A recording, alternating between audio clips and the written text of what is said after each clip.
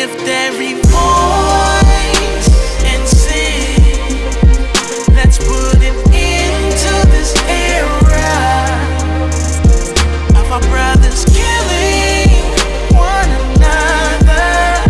I'm starting with the man in the mirror. Now let's change the world. Let's change the world. Yeah. Let's change the world. Please! Let's change the world. Yeah. Let's change the world. Hello, everybody. Welcome to the Milestones Squadcast. My name is Sean. I'm sitting here with Jennifer Thomas and Philip Tyler. What's up, guys? How we doing? I'm good. Thank you for asking. Yourself? I'm doing good. Trying to stay warm. So with this being our first show, we're going to just do basically an introduction, share a little bit about ourselves and why we're here, why we think this show is important to not only us, but to the city of Spokane. The show pretty much is about cultural transformation here in the city. What does that look like? What would it take? And what are practical steps that are applicable to growth and change within the community and all the issues that we all face and that are affecting all of us. So this whole idea for me started to kind of stir in me when that incident with George Floyd happened and all the riots that were going on around the country. And I was staying at the Union Gospel Mission at the time, and we were seeing it on the news. Everybody was talking about it. And I really couldn't believe that it was happening like that all around the country and even here. It had me worrying about my family members, my family back home in Tacoma, and even out here. And I get the frustration and the anger, you know, and these aren't things that just happen in that, it's not an isolated incident. These are things that have been happening in our society for generations even. So there's a lot of frustration, a lot of anger, and I get it. People don't feel like they have a voice. They don't feel like they're heard. And I know, generally speaking, like minorities feel like our government don't really care about us, just to be honest, you know. And so that's sad. But so I began to I get it, God, I get it. But I know that violence isn't the answer. So if that's not the answer, I know Jesus is the answer, but what do we do? What's that, there's got to be something that we have to do as the community, as the people, right? And so that it was almost like a conversation that I was having with God, because it was really bothering me, because I'm at the mission and I'm right over here, and people are coming back from downtown and they're talking all about it. And I'm just like, man, I never thought I would see something like that in my lifetime, right? And so you only hear about that, the Rodney King riots, the Watts riots. And I started to look and think and I looked it up, and I think the Rodney King riots were in 92. Yeah, 91, 92. And then the Watts riots were probably 20, 30 years prior to that? Yeah, 65, 66. So I'm starting to think the timing, right? So the people rioting today they were probably youngsters back then in the Rodney King riots. And then going further back, those people were probably youth or youngsters or young adults. What I was really getting at was, what are we showing our youth? What are we teaching our youth, right?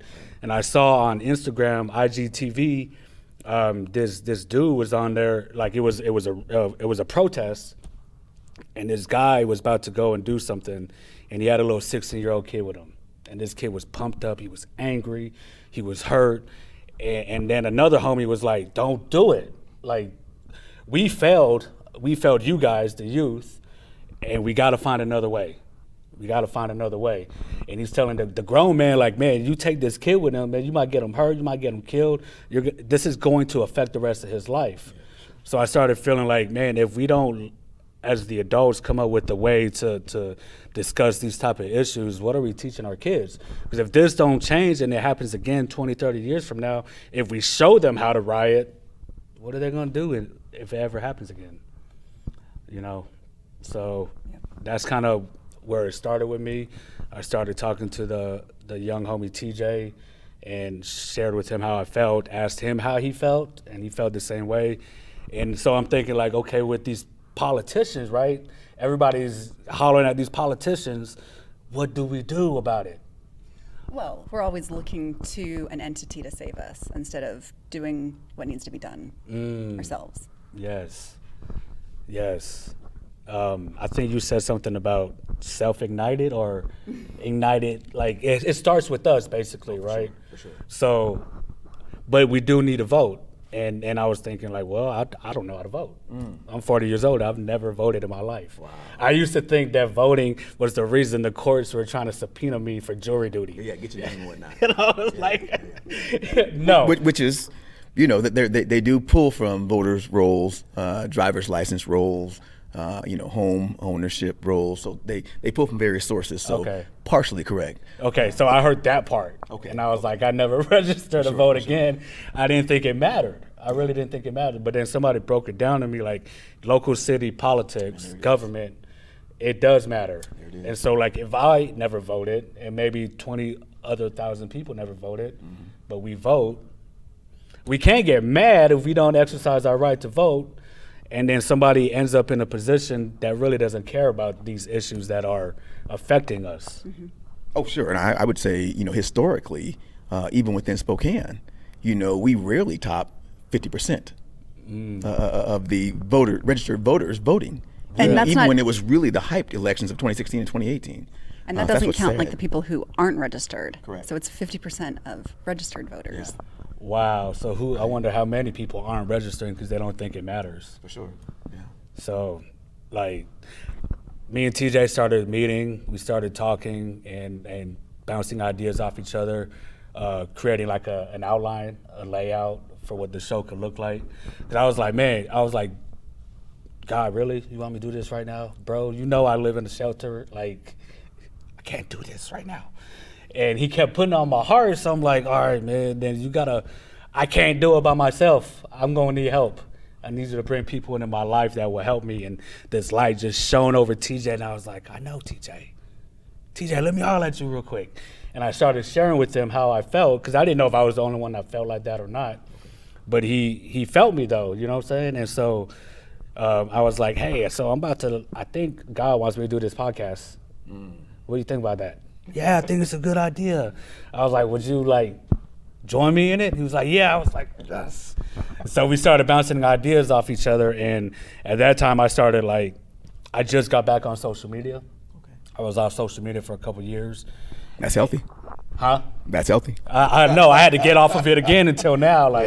There's just too much. I don't need all that stuff feeding me. Anyway, so I got on there, and I'm from Tacoma, so my Instagram, I deleted that. I started all over with that, and I reactivated my Facebook. So I got friends that are mostly from Tacoma. So I started reaching out to people that I knew here in Spokane, people from our church, and then I found your page. I stumbled across your page somehow. And so I'm reading people's profiles because I didn't really know Jen, right? So we met each other once at a connect group from our church. And I read her the info. And I was like, okay, she's involved in some stuff. And just something you can tell, right? So I was like, I can tell that she wants to make an impact. She has a passion for the community. And then that's where it just kind of stopped. And then I was hearing this little voice, reach out to Jen. And I was like, no. And I kept hearing this voice, and I'm like, God, is that you trying to tell me to reach out to her? No, bro, I don't know her. She don't know me. This is gonna be weird. And it wouldn't go nowhere, and I was like, fine. And I messaged you on Facebook, hey, this is gonna sound weird. I think I mentioned the podcast. Can I pick your brain and have a conversation with you? And she was like, absolutely. I was like, okay. And then we talked. And eventually, what happened? Do you remember? I mean, it was, you said, I have this, I've got this idea, and I I put my administrative hat on, so I'm like listening through, like, okay, how far into the thought process are you, and how serious are you about it? And I was like, you had some ideas about shows and topics you wanted to talk about, and I said, well, you need to put a business plan together. And you're like, okay. And I think you already had an outline put together. Yeah. So And I was like, I don't know how to do a business plan. Yep. And I was like, well, what's your objective? What's your mission statement? And you're like, I don't know, but I'll figure it out. And I loved that in all of it, you were like, this is brand new and I'm not sure where to start. And there's more that I don't know than I do know, but your passion for this conversation has to be had. Like, we have to, we can't be silent bystanders anymore. If we want our community to be different, we have to pull up our sleeves and get to work. Pull up our sleeves and get to work. That's right. So from there, yeah, we started talking, and you had a logo that I didn't love, and I had connections with different people that I was able to leverage and reach out to them, and there was a synergy right away of for me, I could feel God in it. Like, I know I have been praying for a long time. Like, God, give me your heart for this city, and what do you want to do? And I mean, I live in Hilliard, and I knew that when I moved into Hilliard, it wasn't just because it was an affordable house, but that God planted me there. So with the podcast and your ideas and wanting to hit on that cultural transformation piece, it resonated with me. And Wow. Yeah, that was a while ago. So, yeah, I didn't really know. I was like, all right, God, you're just going to have to make the way. I'll do it, bro, but I need help. Gotta start somewhere. Yeah, so, and then as I was talking to more people, this place, Spokane Talks Media, just kept coming up, right? And it came up like 3 different times, and Jen was the 3rd one. And I was like, that name keeps coming up, that place keeps coming up. I said something to you, and then you were like, would you want me to connect you with Kent? I was like, oh, of course you know Kent, right? Yeah. well, and Kent's amazing. His heart's huge for the community, and it's even why he started Spokane Talks Media, was to help the little guy. Mm-hmm. So. Yeah, so she set that up. I came down, and me and Ken were just talking, and through our conversation, I feel like I heard God say, ask Jen if she will be a part of the show. I'm like, all right, bro, you're asking a lot, but I'll do it. I love that you call God bro. It's my relationship. Sometimes I call him dog. Like, what do you want from me, dog? I'm trying. Yeah, he understands whatever Yeah, language and you then I choose. get to that reverence, and I'm like, Father, I'm sorry. Please forgive me. Help me. It's a way I never really could talk to my dad. My dad would be like, don't call me. I'm not a dog, so don't call me that. But I think God understands, right? So I don't see the irreverence in it. I just see that it's like your relationship is like, it's not that you see him once a year or you talk to him once a year, but it's like daily, hourly, you're constantly in communication with him. And so, there's that freedom to just be like, what? Perhaps that's part of the cultural transformation, right? It doesn't have to be inside 4 walls. It doesn't have to be kneeling at the pew. It doesn't have to be based on scripture. It's just a conversation with the Father. relationship, yeah. Yeah, I'm glad he don't make me feel like a bugaboo. For sure. Sometimes I'll be like, God, I'm sorry that I'm needy. Can you help me though? So like, I was like, all right, I'll talk to Jen, and then I asked you. So, and I know you're really busy, so what made you say yes? Like, Well, it was funny because when you asked, I already knew, like, I don't know that I heard God say, you're supposed to be part of this audibly, but I knew that I was felt supposed it. to be part of it. So when you asked, it was an instant yes. yeah, I know. And I was like, are you sure? Like, you don't need to pray about it? And so it just kind of happened. And then I feel like as we continue to mold it, right? God was like guiding us to mold this, and I started to realize more and more what the show really was about.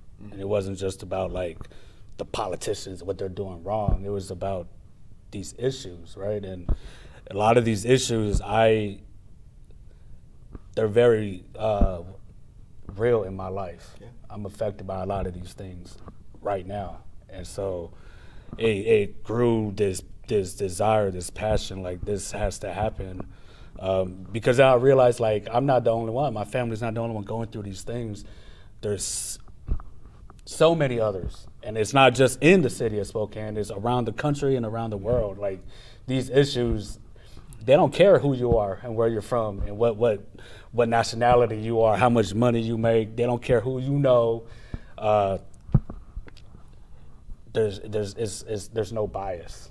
They come to destroy all of you, right? But that's what attracted me to it, So going back to what you said when you saw the issues that were occurring in the nation, and then working their way down to the local level, it drove something in you. And for me, I'm always willing to connect with someone regardless of their position, but their passion. And when Jen reached out to me and then we connected via Zoom, I'm about storytelling. And when you shared your story, I could connect with the passion, right? And I'm always about this. We should fix our house first, our house being our home, our city, our community, before we worry about the White House. And this Squadcast felt like that to me, and that's why I wanted to be a part of it. Wow. And we went through some stuff trying to find you. like the other host wasn't able to continue with us, and we're like, oh, okay. Who's next? Or like Jen was just bouncing ideas off of me, and I was like, I don't know. And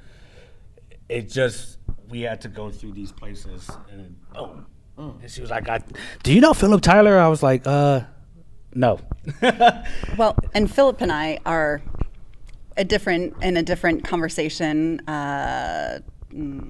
recording thing also, the Grey Group. But during our first recording, I think it was during the first one, I remember sitting and thinking, because really in this show, like to have conversations about cultural transformation, you can't just have someone who is outgoing or vested in the community, but it really has to be someone who understands like the heart of some of these deep issues. And as we were doing the first recording with Grey Group, I thought, you have the heart of a father for this community, and not just like for your own family, but like you carry the heart of this city with you. And I was like, oh, I don't know if he'll say yes, but I'm going to talk to Sean, and then we should, yeah. So I'm thrilled that yeah, me too. That it's something that resonated with you also. And yeah, she was like, he's got a father's heart, and I was like, let's see, set up a meeting, so. I'm blessed to be here, and like I said, from the very first time we met via Zoom, I could tell the passion, right? And again, I'm not enamored with an elected official trying to solve my problem. I'm not enamored with general white America trying to solve problems and transform or do a cultural transformation for me. I'm about doing it within first, right? There's that great saying that says, there was a young man who said, I'm going to set out and change the world. And the world was too big. And he grew into a young man, and he said, well, I'll try to change my nation. And then he realized, well, the nation was too big. And then he grew into an adult male, and he said, well, I'll try to change my community. And he realized the community was too big. And then he became an old man and said, well, I've tried to change the world, tried to change my community, tried to change my nation. Maybe I should start with my family and myself. And then as an old man, he realized that he changed himself, his family started to change. And then when his family started to change, started to transform the community. And when the community started to transform, so the basis of this tale is start with yourself. This is what Squadcast is about. Yeah. How do we change ourselves first? Yes. Then go out, change our family, and then our community. Yeah. And that's why I'm here. Wow. When I was in the life recovery program, our director, Jerry Reese, used to tell us, you can't give what you don't have. And so like, these issues are like, I'm going through my own transformation, and it hurts and it sucks and it's lonely and it's hard, but God knows what he's doing. For sure. And he's been bringing people into my life to help me, right? And to walk with me through this journey. And for me, that's what, like, to try to inspire people out there. Like, we all got issues. We all know people that have issues. What does it look like? What resources are available, right? Like, we're going to get into deep stuff. We're going to talk about the fatherlessness in our country, what that looks like. It doesn't sound just like Right how here it in Spokane. sounds. What's that? Right here in Spokane, not Right just the here. country. Yeah, right here. And it's ironic how much, like, fatherlessness there is. And this is a city that started Father's Day, right? And so, but it's messy, it's ugly, and it's not just like an absent father. You can have a father in the home that's emotionally unavailable, and he's not really there either. We're moving into the holiday season, right? man. And one of the great lessons I've learned late in life is it's about presence, not presence. Let me say it again. Yeah. It's about presence, and are you present for your children, your spouse, your partner, etc.? Yeah. Or are you just showering them with gifts? Wow, that's big. Yeah, so like, domestic violence is one we're going to talk about, and that's a big thing in my life, and it has ripped my family apart. And when I got back to Spokane, I was looking for help. I was looking for resources, groups, and I didn't find anything. And I was like, are you kidding me? There's nothing in Spokane. And I kept looking. I wanted to make sure I was doing my due diligence before I went to the director of the vocation education program in the life recovery program at the mission. And so he looked too online, and he found the very same 2 programs that I did. But there was no support groups. Okay. And I'm like, this is crazy. So what are we supposed to do if we're abusive and we want to change? How do we change? Lock them up, throw away the key? Like, I get that's not working, bro. Like, we already know, like, if you are aware, like, the prison breeds better criminals. For sure. Not better, but, like, they learn more things that they can do to break the law. Social learning, just like we Yeah. do on the outside of the walls. You know, Yeah. when you're inside the walls, you get that same social learning. I worked inside the system for 16 years. I understand what you're saying. Yeah. You know, but let me step back real quick 1 second. Jennifer and yourself both talked about you heard this little whisper. You don't know if it was the Lord speaking to you, but this is what really drew me to the Squadcast as well. It is, we need to have our focus on something that we really can't see or obtain. That's faith, right? Versus this material thing, right? Whether it's a resource or Something this your money or can't that. buy. Right. And so, and when I spoke with both of you, I said, look, I'm down to be part of this, but it has to be all faith and spirituality. Oh, it yeah. can't just be Western Christian. You know, it's got to be our Native American brothers and sisters and their spirituality. Yeah. It's got to be our Muslim and Sikh brothers and sisters, right? Yes. It's got to be, you know, Protestant, Catholics, everything. If we're all about spirituality, then I'm down. But let's talk Yeah. about that, because Yeah. that is that thing you can't touch, just like oxygen. I know it's there. I got to breathe it in to survive. Yeah. You got to have faith Yeah. to survive as well. Yeah, and you gotta have faith to breathe. Otherwise, I mean, like, Okay. you're breathing. There ain't no oxygen, don't breathe, because you can't see it. Exactly. You can't see it, and you do it anyways. Yeah. And Right. Oops, I'm not using the mic. But yeah, oxygen, you can't see it, and you do it anyways. Yeah. And so, like, faith to the community. Like, we don't know that what we do is going to make a difference, but we do it anyways. That's right. Just like we don't know how this is gonna affect us or hurt us in the future, but we do it anyway, right? Like, so what you made me think of when you were just talking a second ago, the division, right? I'm not talking You're not about talking about the division arterial, street. right? Okay, yeah. I'm not talking about the street. The division in the country, right? And so from the top down, from the bottom up, man, like, from politicians to pastors to churches, organizations, ministries, all the way down to street level gangs. I mean, even in, like, there is so much division that I even see it in friendships right now. Like, where there's, where I know we love each other, and yet we get divided over something little. Because it's it's rampant right now. Like Yeah. it's it might as well be like oxygen. Yeah. But again, like we can model something different. Like we don't have to participate in division. When we see it, then we can be like, all right, I see you, I gotcha. Yeah. Now I'm It- going to do it different. Yes, model. Like I believe, like I've been here for 2 years now in Spokane, and I spent 17 months in the life recovery program at the mission, and just getting to know people around the city and getting to know what Spokane was about and what it was like. My sister lives out here, and they love it. And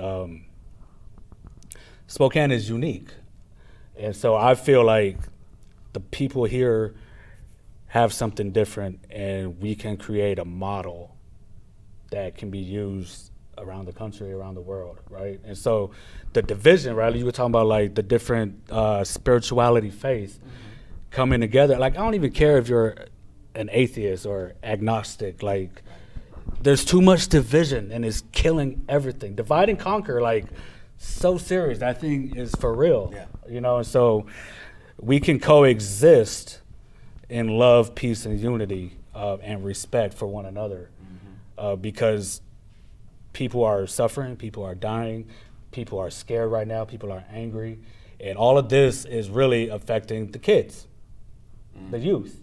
What are they growing up watching and seeing and learning? And like I come from these places. Like even after I changed my life and gave my life to Christ and been in this recovery stuff, I worked at Youth for Christ. I did an internship there, and like most of those kids don't have fathers, and some of them are homeless with their dads in a car.